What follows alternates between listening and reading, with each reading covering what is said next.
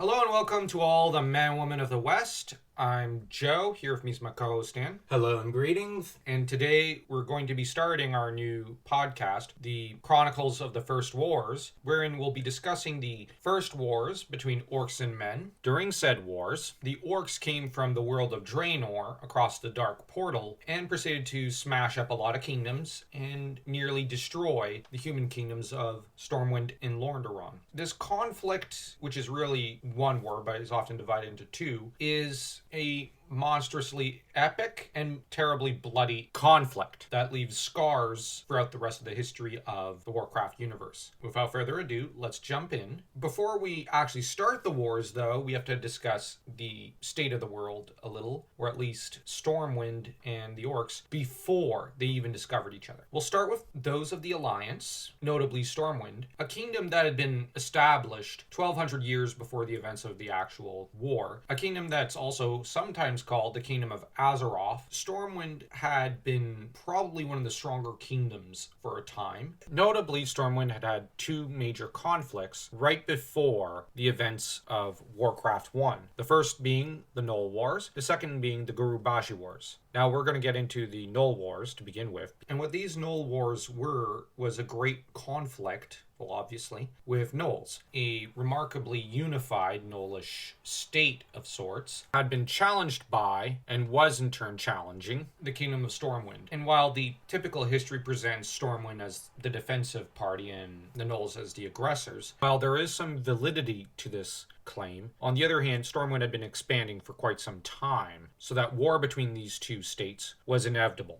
Given the nature of Gnolls, one could hardly blame them for not really wanting to keep them around. What ended up happening was King Berethan Rin, who's sometimes called King Rin III, which means that his grandfather would have been the founder of this Rin dynasty. Berethan was a warrior king. He smashed the Gnolls with a great big military gambit, which paid off, and saw him heralded as a hero throughout Stormwind, and dubbed the Adamant, because he wouldn't give up no matter how dire the situation got. Honestly, it's hard not to be drawn in by this character, whom I really wish they would expand the lore and give us more books and content on, because Berethan just seems like a very awesome character. After they had conquered the Gnollish state, what happened for Stormwind was that they developed into the superpower of the age as they expanded their influence. Economic trade boomed, prosperity reigned. Though the movie is not exactly canon in the same way that the games are, being set apart in a different universe, the movie does do a good job showcasing one idea, that the Kingdom of Stormwind had forged some decent political alliances with some of the other kingdoms such as Khaz Morhen and Lordaeron, and even the Kingdom of Quel'Thalas, the Kingdom of the Elves. These ties would later serve Stormwind well in the Great Wars against the Orcs that was to come. For some time, in regards to magic, there had been a buildup of problems for magicians. The Guardian of Azeroth, who primarily served Stormwind, so that Stormwind had a bit of a slanted position over the other kingdoms, who did not have a great magical force at their beck and call to do whatever they wanted. But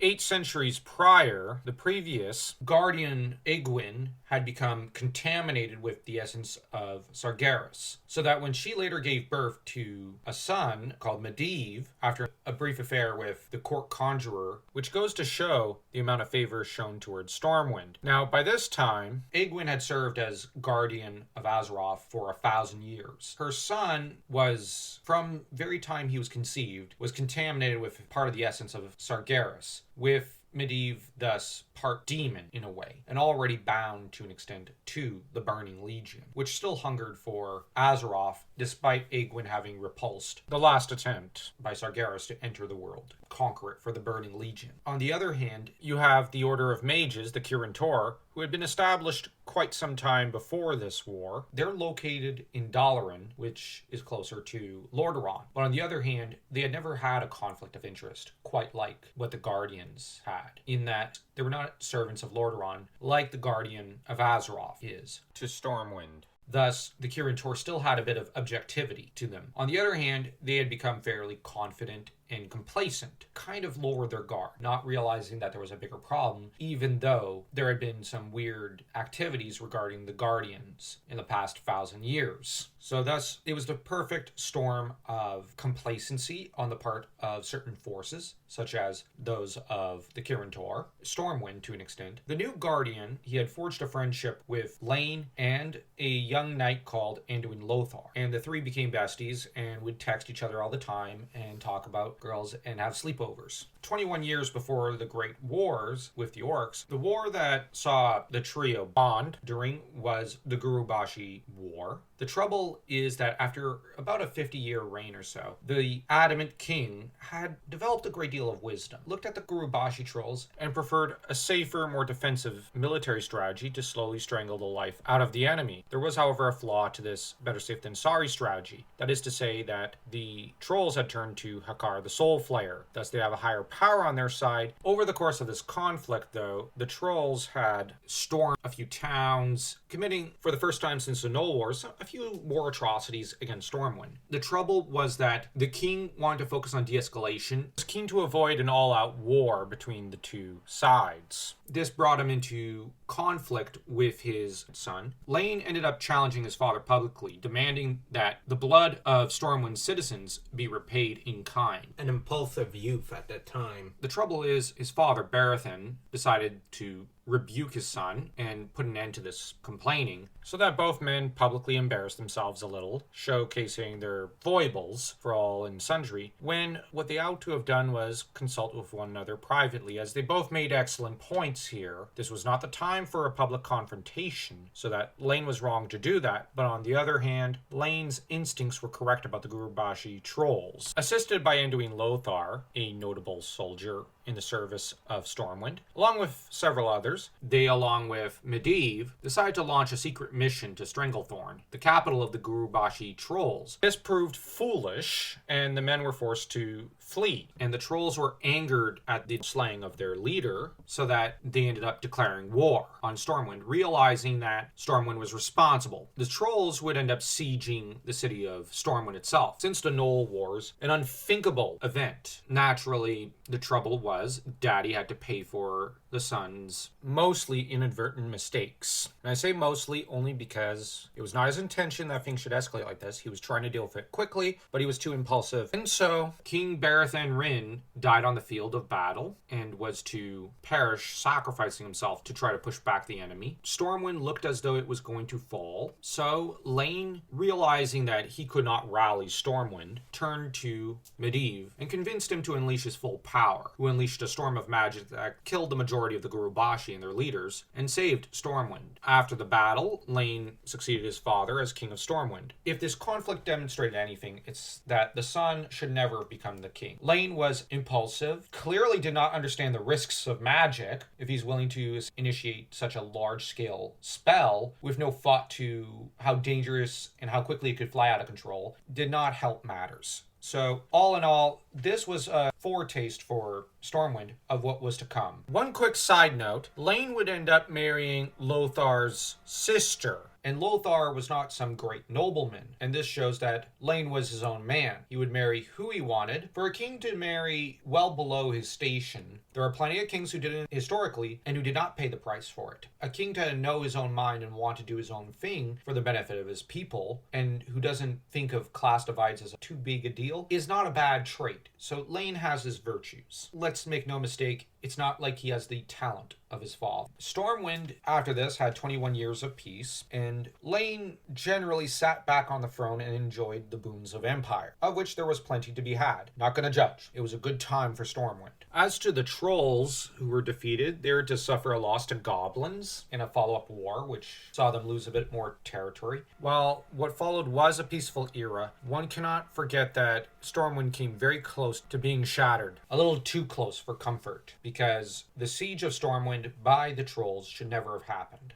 The Rin dynasty had been shaken to its core with the fall of its greatest king and had begun to rebuild under Lane, who was wise enough to heed the wise counsels of those such as Medivh and Anduin Lothar, who did have a good mind for politics and administration. And Lane did do a good job securing the support of a great many nobles after the conflict with the Gurubashi trolls. Meanwhile, in Draenor, the Orcs, who had 1,000,001 tribes probably, who knows, there was thousands. The thing about the Orcs was that they had contented themselves with not having a civilization and just being barbarian tribes, rather like Samaria in Howard's Hyborian Age literature, with some tribes such as the Frostwolves and Blackrocks forming close ties. Just as Lane, Medivh, and them had forged a powerful bond, meanwhile on the Orc side of the fence, Orgrim, Doomhammer, and Durotan had forged a bit of a bond of their own. Though, make no mistake, politically the Blackrock had the upper hand, because they had a powerful chieftain in Orgrim Doomhammer, where Durotan was to be a fairly decent chieftain who cared more for his meat and spending time with his wife and generally not causing too much trouble and defending his people, which these are commendable attributes. And Durotan was to be one of them that would have great reservations about the unification of many of the Orc tribes later, and about who was unifying them, with good reason. So there was some sense between his ears. We do have to give Durotan that much. Orgrim Doomhammer, though, saw things, I suspect, in a different way. He saw opportunity. He was the most greedy and ambitious in some ways. This is part of what makes him so awesome. The thing is, the tribes were unifying under an orc who was quite formidable called Blackhand. And Blackhand was apparently uniting all the tribes under himself and had declared himself war chief. I guess you could say great Khan or great king or high king or emperor of all the Horde. This was a momentous occasion for the orcs. They finally could start to build a civilization. There were two problems. One, Blackhand was actually not really anyone in it too important. He was just a middleman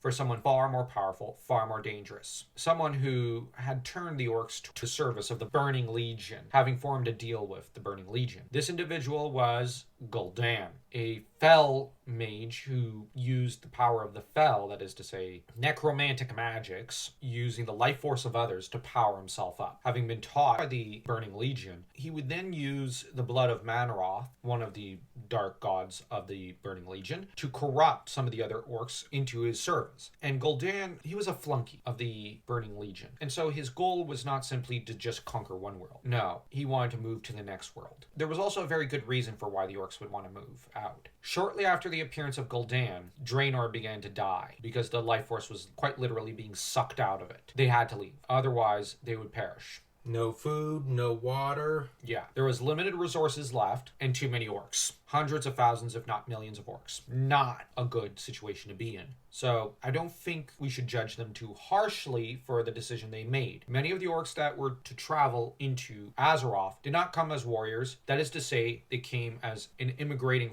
group of farmers, traders, and hunters. They came to build families and start new lives. On the other hand, the orcs were not simply a farming, peaceful society.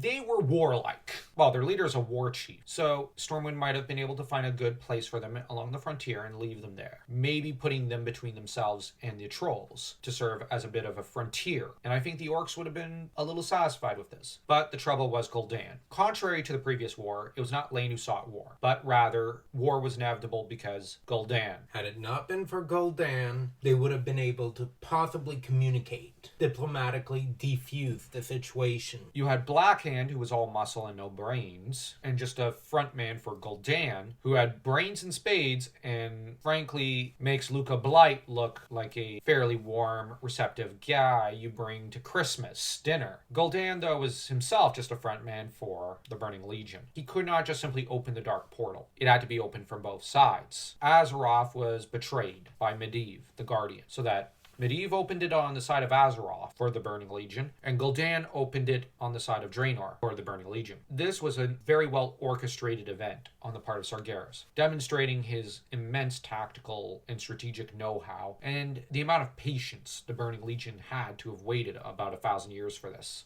after their last attempt was forwarded by Egwin, the previous guardian. There were already the seeds for a shakeup on both sides. Lane was not the most competent king. Anduin Lothar was in some ways the more competent man and the more formidable one, to be quite honest. You had Medivh, who was struggling to shake off the influence of Sargeras and not really doing a too good a job. On the Orc side, the formidable Doomhammer already eyeing the position of Blackhand. And I do think he was eyeing it from the very beginning, going, we have a war chief. All we need is for him to be replaced with someone from the Blackrock tribe. Someone with a big hammer, with a more masculine spirit, who's physically stronger and smarter. And better. Someone like Orgrim Doomhammer. So that you have on one side Stormwind, which is fairly unified, and you already have amongst the Orcs division under the surface. But accompanying Gul'dan would be his secret weapon for taking down Lane, Garona. I know there were rumors of vengeful spirit trolls, which somehow got new power, and some great race from across the Great Sea. Oh yeah, these kind of omens haunting the frontiers and parts of the Stormwind Kingdom and whatnot, and around the Black Morass. Yeah, that part of the lore reminds me a bit of the rumors and omens right before the death of Alexander the Great, and even Philip II of Macedon. You really get a sense that there are a lot of characters are not heeding the signs that there's something dark on the horizon. To an extent, the seeds for this war were planted 823 years before the First War, with Egwin's supposed defeat of Sargeras. To another extent, they were planted more recently. They're there to kind of hint at the darkness that's coming, and to show the folly of those who aren't heeding the signs. We'll probably end up doing videos on some of the individual characters and their journey across the Great War between Orcs and humans, but that'll come after we cover the next few chapters of the in-universe story of the beginning of the war between Orcs and men. And it is a really interesting story, and the conflict quickly heats up on both sides. Don't forget to smash that like and subscribe button as though you were Doomhammer smashing Blackhand.